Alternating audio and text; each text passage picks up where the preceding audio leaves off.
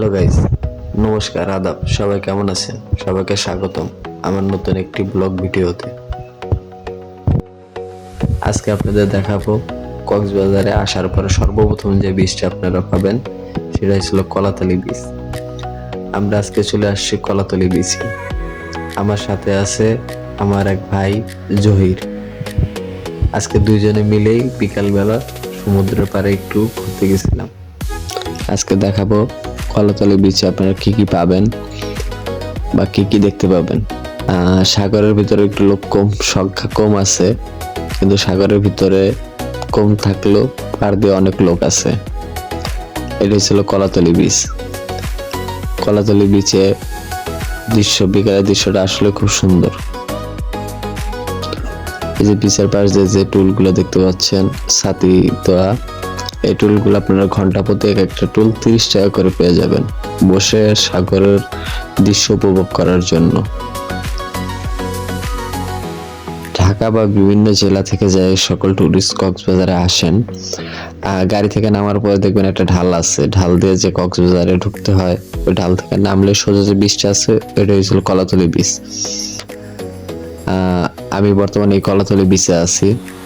আপনার বিচের বিকাল টাইমে মোটামুটি ভালোই লোক হয়। সকাল এবং বিকাল মোটামুটি সারা রাত এখানে লোক থাকে, কম বেশি লোক থাকে। দেখা গেছে ওখানে পান বিক্রি হচ্ছে। এই যে টায়ারগুলো দেখতেছেন, এই টায়ারগুলো আপনার ঘন্টা প্রতি ভাড়া নিয়ে সাগরের মধ্যে টায়ার নিয়ে গোসলে নামতে পারবেন।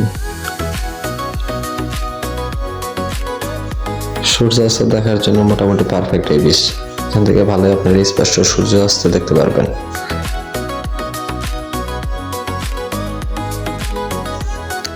বর্তমানে জোয়ার চলতেছে, যার কারণে পানি অনেক উপরে, দেখেন কত উপরে চলে আসছে। আমি আর একটু সামনে গেলে ভিজে যেতাম, যেহেতু বিকাল টাইমে গেছি তাই আমি আর পানি পাড়াইনি। পানির সাথে খেলা করতে করতে পিছনে চলে আসছি। আর যদি কেউ এই সুন্দর দৃশ্যের সাথে ছবি তুলে রাখতে চান, এখানে ফটোগ্রাফার পেয়ে যাবেন। প্লাস ঘোড়াতে ওঠার জন্য ঘোড়াও আছে, ঘোড়াতে ঘুরে ঘুরে আপনার বিচটা দেখতে পারেন। ঘোড়াতে বসে বিচ দেখার অনুভূতি আলাদা। আমি কখনো ট্রাই করিনি, আপনারা ট্রাই করে দেখতে পারেন। বিচ থেকে হালকা একটু উপরে আসলে এই ধরনের বাইকগুলা পাবেন। এই বাইকগুলা ঘন্টা প্রতি বা রাইড আকারে ভাড়া দেওয়া হয়। আপনারা অবশ্যই বাইকগুলো নেওয়ার আগে দরদাম করে নেবেন।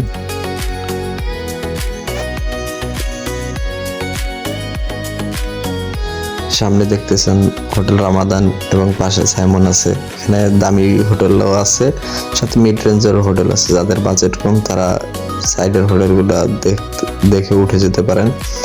এই হোটেলগুলো নিলে মূলত আপনাদের কলাতলি বিচে প্রাধান্য পাবে। ঘুরতে আসেন আর প্রিয়জনের জন্য কিছু কেনাকাটা করবেন না, কেনাকাটা করার জন্য কলাতলি বিচে দোকানপাট পাবেন। এখানে শুটকির দোকান আছে, তারপরে বিভিন্ন লেডিস আইটেম আছে, আচারের দোকান আছে।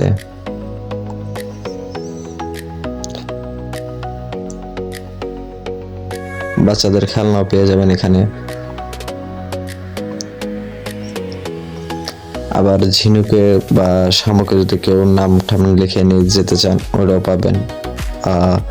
ক্যারিং এর জন্য ব্যাগ, তারপরে হয়েছিল বিচে গোসল করার জন্য প্যান্ট, সবকিছু মোটামুটি সব ধরনের মালামালের দোকান এখানে আছে। কক্সবাজারের শুটকি অনেকে পছন্দ করে, যাওয়ার সময় সর্বপ্রথম শুটকি এবং আচার নেয়। আপনার কলাতলি বিচে দুইটা দোকানই ভালো মানের, এখানে ভালো মানের জিনিসপত্র পাবেন।